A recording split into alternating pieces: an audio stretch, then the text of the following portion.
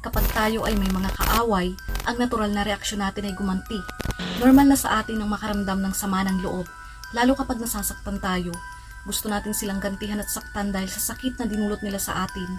Para bang may mabigat na pasanin sa ating dibdib at pakiramdam na api-apihan kung hindi natin sila magagawang gantihan sa emosyonal o sa pisikal. Pero ito ang itinuturo ng Panginoon sa atin tungkol sa ating mga kaaway.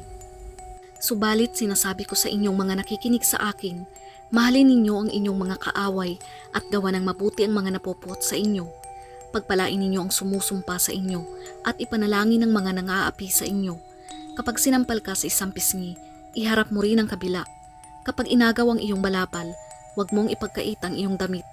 Bigyan mo ang bawat tumihingi sa iyo at kung may kumuha ng iyong ari-arian, huwag mo nang bawiin pa ang mga iyon. Gawin ninyo sa inyong kapwa ang nais ninyong gawin nila sa inyo. Kung ang nagmamahal lamang sa inyo ang inyong mamahalin, ano pang gantimpala ang inyong hihintayin? Ang mga makasalanan man ay marunong ding magmahal sa mga nagmamahal sa kanila.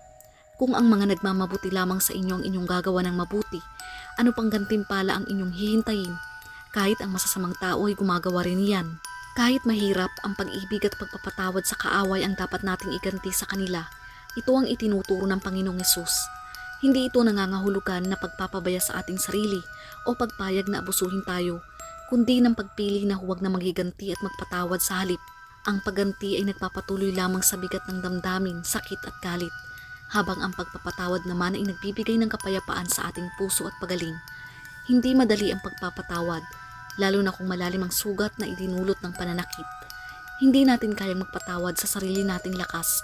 Kailangan natin ang tulong ng grasya at awa ng Panginoon upang mapatawad natin ang mga taong nakasakit sa atin. Kailangan nating humingi ng kanyang grasya at awa upang makalaya tayo sa galit at sama ng loob. Kasama rin dito ang pagpapakumbaba, pag-alis ng pride para tayo ay matutong magpatawad.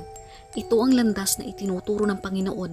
Ang tunay na lakas ay hindi sa pagganti, kundi sa pagpapatawad at pag-ibig sa ating mga kaaway.